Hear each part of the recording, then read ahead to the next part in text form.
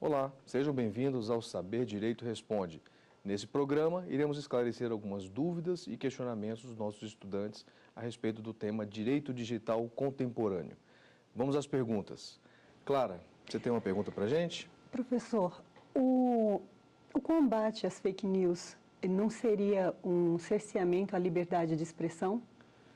Sim, podemos dizer de certa forma que sim, na medida em que os fake news, ainda apesar de não haver uma definição jurídica sobre o que se trata o fake news, mas é basicamente as notícias falaciosas, produzidas com o intuito de deturpar a informação, a veracidade das informações. Então sim, não deixa de ser realmente o combate uma forma de cercear a liberdade de expressão. Porém, é importante que se observe que medida que se quer o exercício dessa liberdade.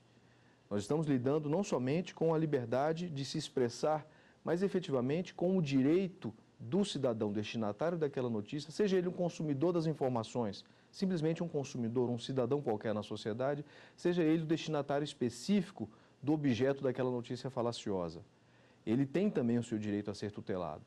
Ele tem a sua inviolabilidade, a sua honra e a sua intimidade, a sua vida privada garantidos pela Constituição Federal. Naturalmente que, na medida em que nós promovemos um combate aos fake news, surgem os riscos, efetivamente, de afetar essa liberdade. Por uma razão muito simples, quais são os parâmetros que vão determinar a atuação jurisdicional sobre o controle das fake news? Nós não temos esses parâmetros.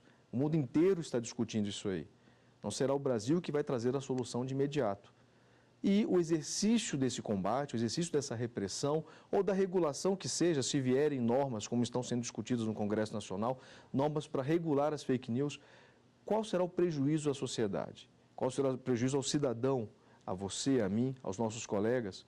Será que teremos condições de exercer nossa liberdade de expressão? Não sabemos. Infelizmente, esse é o risco do combate às fake news. A falta de parâmetros objetivos e de parâmetros concretos sobre o combate dessas notícias vai determinar efetivamente o quanto a sociedade valoriza a veracidade das informações por um lado e o próprio direito de exercer a liberdade de expressão por outro lado. Esse é o desafio. No ambiente democrático popular, no ambiente político e eleitoral, esse elemento ganha conotações extremamente relevantes. Infelizmente, a solução não é fácil, a solução não é esclarecida e nem sequer previsível. Mas não é por isso que nós devemos evitar o combate às fake news. O direito à informação, a veracidade das informações, é um direito de todos, não somente do destinatário daquela informação especificamente, aquela pessoa que está sendo atingida pela deturpação da verdade, mas de todos nós como consumidores de informação. Somos cidadãos, temos direito à informação tanto quanto outros têm direito, e nós mesmos, a expressar ou manifestar o pensamento e a livre circulação dessa informação. Então, sim, o risco existe e é bem possível. Martim. Professor, o que é o cyberbullying? O cyberbullying é uma modalidade de bullying. A legislação brasileira, ela define o bullying como a intimidação sistemática. É um conjunto de ações, isso foi previsto por uma lei federal, é um conjunto de ações que repercute em medidas que objetivam diminuir a autoestima, diminuir o sentimento psicológico, o bem-estar psicológico de qualquer cidadão. Naturalmente que o bullying, ele é voltado para a proteção de qualquer cidadão, mas as crianças e adolescentes são as vítimas preferenciais desse fenômeno, desse tipo de comportamento. Isso porque elas não têm capacidade plena de compreender a extensão desse tipo de ataque que elas sofrem. E quando isso ocorre pela internet ou através de meios eletrônicos, é ainda mais grave, porque a dimensão desse dano, a dimensão desse ataque é muito maior do que ocorre geralmente num ambiente restrito. Isso para um adulto, imagine para uma criança ou um adolescente. Naturalmente que o cyberbullying tem consequências muito mais graves do que o bullying propriamente dito. E não somente pela extensão, mas sobretudo por uma característica típica da internet, a perenização das informações. A internet, o que cai ali dentro, talvez nunca mais saia. E essa criança e esse adolescente vítima desse bullying tem tudo para ficar vitimado o resto da sua vida, inclusive na fase adulta, quando essas informações, quando esses ataques voltarem à tona em função de uma memória que a internet apresenta. Não podemos deixar de ter em mente isso. A internet, ela pereniza as informações. O que cai ali dentro pode nunca mais sair. Por isso é que o bullying e o cyberbullying especificamente são tão destrutivos à ordem psicológica das crianças e adolescentes. Porque ainda que elas cresçam, elas poderão nunca mais se livrar daquele tipo de ataque, ou nunca mais esquecer. E aí vem discussões mais profundas com relação a isso. Mas é isso aí. Obrigado pela pergunta. Isabela. Professor, você acha que a responsabilização, tanto civil como penal, daqueles que ferem a privacidade alheia na esfera virtual está mais rigorosa e incisiva após o Marco Civil da Internet? Excelente pergunta. Eu não tenho dúvida alguma. O Marco Civil da Internet, ele trouxe não somente segurança jurídica para o cidadão usuário da internet, como também para o provedor de serviços digitais. Mas não somente isso, ele trouxe instrumentalização processual. Ele viabiliza a instrumentalização processual. Por quê? Porque entre os seus dispositivos está a obrigação das empresas provedoras de aplicações na internet e das empresas provedoras de conexão à internet de armazenar informações fundamentais para identificação de autoria e comprovação de materialidade, que são os registros, não somente os registros cadastrais, daquele que acessa as aplicações ou que acessa a internet, como também os registros de conexão e de acesso às aplicações. As empresas passaram a ter, com o Marco Civil da Internet, a obrigação de armazenar esses dados. No caso dos registros de conexão, a obrigação legal é de 1 ano, no mínimo, de armazenamento, podendo ser renovado, a depender do interesse da autoridade pública requisitante. E no caso das aplicações de internet, os provedores de aplicação da internet, é de 6 meses o prazo para armazenamento. Esses dados são fundamentais para as autoridades públicas promoverem a investigação processual, penal ou mesmo administrativa competentes. Isso é fundamental para o deslinde dessas medidas judiciais, desses processos penais ou administrativos. Sem esses dados, a gente não consegue identificar. E eles são realmente extremamente importantes para a compreensão de quem é que está praticando aquilo, ou mais, se efetivamente o acusado é de fato aquele que está agindo daquela forma. Porque é muito comum também na internet você utilizar pseudônimos, se esconder através do anonimato, ou mesmo utilizar instrumentos que levem a deturpar, a falsear a sua identidade. Você pode, inclusive, utilizar fotos reais de terceiros, passando-se até mesmo por terceiros. É muito comum isso, pessoas que se passam por outras pessoas reais, não somente para prejudicar essa pessoa, de quem ele subtraiu essas fotos, essas imagens, até o nome, como também para dificultar a investigação penal.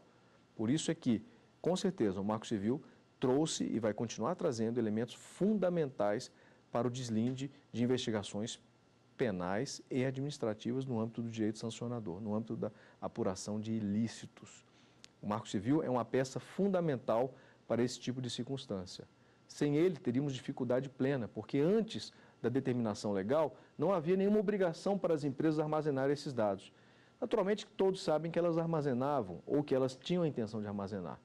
Mas se eventualmente elas fossem compelidas judicialmente a apresentar, elas poderiam alegar que não armazenam e não haveria como puni-las ou responsabilizá-las pela ausência desse armazenamento, porque não havia cominação legal específica para isso. O que havia era apenas um intuito processual interno da empresa. Se nos seus procedimentos internos ela quisesse armazenar, ela assim o fazia. Se não, ela desejava simplesmente apagar os dados e não colaborava com a justiça. Agora, com o Marco Civil, ela é obrigada. E se ela assim não fizer, não colaborar, além das sanções judiciais cabíveis, ela está sujeita às sanções administrativas, sendo essa uma obrigação que ela tem de cumprir por força do Marco Civil da Internet. Vamos lá, mais alguma pergunta? Professor, e como apurar a materialidade e a autoria em crimes de pornografia infantil na internet quando o meio utilizado não é do infrator, não pertence a ele? Olha, a vítima naturalmente nós estamos falando de crianças e adolescentes, né, pornografia infantil. A vítima, ela uma vez chegando-se ao conhecimento da autoridade pública de que há um delito dessa natureza em curso, a autoridade já possui elementos específicos para acionar os provedores ou de aplicações ou de conexões. Tudo começa justamente aí nesse ponto. Obtenção dos registros de acesso e dos registros cadastrais dos indivíduos que compartilham, que exploram ou que seduzem essas crianças. que afetam essas crianças. Ainda que esse dispositivo não pertença efetivamente ao infrator, pertença a um terceiro, ou pertença a qualquer outra pessoa. A vítima, a partir desse referencial, pode chegar a uma investigação pelo procedimento reverso. Vai-se até o conteúdo que está sendo compartilhado ou que se exige que ela compartilhe efetivamente, obtém-se os registros de IP daquele dispositivo informático, celular ou tablet, o que seja, obtém-se os dados cadastrais daquele usuário e, a partir dali, parte-se a judicialização para a quebra dos sigilos telemáticos.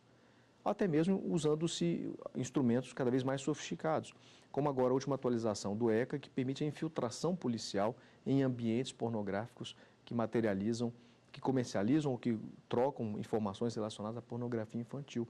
Também é possível isso. Já há essa possibilidade de infiltração policial cibernética. Então, você tem uma série de elementos que são capazes de permitir. E é interessante observar que o próprio ECA, quando determinou a criminalização da conduta daqueles que, por alguma forma, transmitem ou distribuem esse tipo de conteúdo, também passa a criminalizar quem contribui, através de meios tecnológicos, para a finalidade de transmissão ou de disseminação desse conteúdo, especificamente atingindo os provedores de aplicação.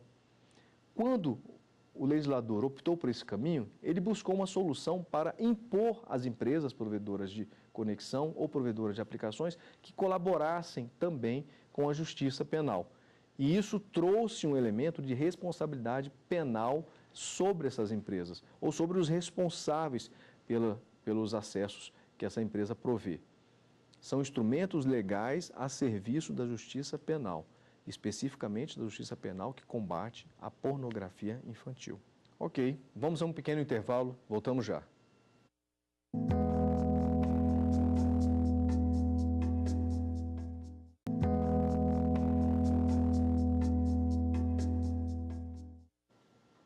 Olá, estamos de volta ao Saber Direito Responde. Vamos dar prosseguimento aos questionamentos dos nossos alunos e estudantes. Martin, por favor. Professor, o direito digital já fiscaliza as compras e vendas pela internet? Eu diria que sim, na medida em que nós temos normas de proteção bastante eficientes com relação ao comércio eletrônico. Existe o Decreto-Lei Federal, existe o Código de Defesa do Consumidor, que apesar de ser uma norma antiga, pré-internet inclusive, possui elementos que hoje são muito bem adaptados às relações comerciais existentes no âmbito virtual. Isso dá uma segurança muito eficaz. De fato, eu diria que a legislação civil brasileira com relação ao direito digital é bastante abrangente. Eu diria até suficiente. Não que não necessite de modernização, necessita sim, mas eu diria que ela abastece suficientemente os anseios sociais com relação a isso. Porém, o mesmo não se pode dizer das relações decorrentes do direito penal. Infelizmente, o direito penal não caminha com essa mesma velocidade. Porém, o direito civil caminha. Eu acredito que haja suficientes normas para isso. O próprio Marco Civil da Internet trouxe uma instrumentalização muito interessante para o comércio eletrônico, para as relações comerciais realizadas através da internet, e o seu decreto de regulamentação conseguiu condensar isso de forma ainda mais apropriada, inclusive com relação ao desenvolvimento da própria internet, o que tem seu impacto também sobre o aspecto comercial. Não é exatamente o que você questionou, mas é interessante observar que quando nós discutimos no âmbito do Marco Civil o aspecto da neutralidade de rede, nós estamos falando também de uma solução com impactos concorrenciais. Impactos concorrenciais, ou no caso anticoncorrenciais, efetivamente importam para o desenvolvimento das atividades comerciais de forma saudável. Um ambiente econômico e comercial equilibrado que permita a concorrência, que permita o pleno desenvolvimento de qualquer empresário que queira se aventurar num ambiente cibernético. Então, sim, temos aí direito digital a serviço das relações comerciais eletrônicas, com certeza. Isabela. Professor Fabrício, qual atitude um cidadão pode tomar caso tenha seus dados violados através de cadastro de clientes em lojas virtuais? Essa é uma questão bastante interessante porque, principalmente, nós não temos uma disciplina específica sobre a proteção da privacidade de dados pessoais no ambiente normativo brasileiro. Temos um micro-regime existente no Marco Civil da Internet que estabelece algumas condições para o uso da internet e o provimento de serviços digitais através da internet. Mas nós não temos ali um ambiente regulatório próprio e específico. Inclusive, o próprio decreto regulamentador do Marco Civil tentou trazer mais segurança para isso, mas ainda assim não é suficiente. No Congresso Nacional, discute-se agora, nesse exato momento, uma proposta de legislação para servir de marco regulatório da proteção de dados pessoais. Essa sim, uma lei específica voltada para a proteção desses dados. Porém, ao perguntar se há condições e o que se fazer, naturalmente que as pessoas devem procurar um órgão de proteção do consumidor. Esse é o primeiro caminho, porque as relações realizadas através da internet, no que diz respeito ao comércio, são relações de consumo, independentemente de terem sido realizadas na internet ou não. O fato de terem sido realizados na internet permite que outros diplomas venham para fortificar aquilo que o Código de Defesa do Consumidor já faz, que é o caso do Marco Civil. Esse micro-regime disposto no Marco Civil já possui alguns elementos, como a necessidade de consentimento expresso para a utilização daqueles dados, a necessidade de proteção e do armazenamento dos dados feitos pelas empresas e assim sucessivamente. Mas a primeira providência, caso tenha violação dos seus direitos, violação dos seus dados pessoais em lojas virtuais ou até mesmo lojas reais que possuam bancos de dados na internet, na nuvem, por exemplo, um backup na nuvem, é efetivamente procurar os órgãos de defesa do consumidor. Eles terão condições de iniciar a persecução ou administrativa ou civil que seja, eventualmente, da violação desses direitos do internauta, que não deixa de ser um consumidor. Ok? Professor, a Corte da União Europeia estabelece que o direito ao esquecimento se aplica a informações inadequadas. Não é muito subjetiva essa análise? Clara, com toda certeza. Tanto é assim que quando nós transpomos o direito ao esquecimento para o ambiente da legislação brasileira, nós perdemos um pouco essa percepção de inadequação das informações. Aqui no Brasil, o direito ao esquecimento ele está sendo deturpado, eu não diria deturpado, mas ele está sendo condicionado a uma percepção diferenciada. Num primeiro momento, o direito ao esquecimento surgiu como forma de proteger aquele cidadão que, tendo passado por uma situação de cometimento de infração, cumpriu a sua pena, pagou o preço daquilo perante a sociedade e agora busca reinserção social. Então, ele quer que o seu passado, eventualmente infrator, seja esquecido. Essa foi a origem associada ao direito ao esquecimento. Isso não acontece no Brasil, por exemplo. Aqui no Brasil, pleiteia-se o direito ao esquecimento até mesmo com relação às vítimas. A vítima que não quer passar novamente pelo sofrimento de reviver as histórias ou as menções àquele passado de cometimento de crime do qual ela se vitimou. Então, nós observamos que nessa transposição teórica sobre o direito ao esquecimento com relação ao que se faz na Europa e no Brasil, ela possui nuances muito próprias de cada ambiente. E eu concordo com você, a inadequação é subjetiva com toda certeza. O que, afinal de contas, é inadequado? O que seria indevido, inadequado, o que não seria próprio daquele ambiente digital?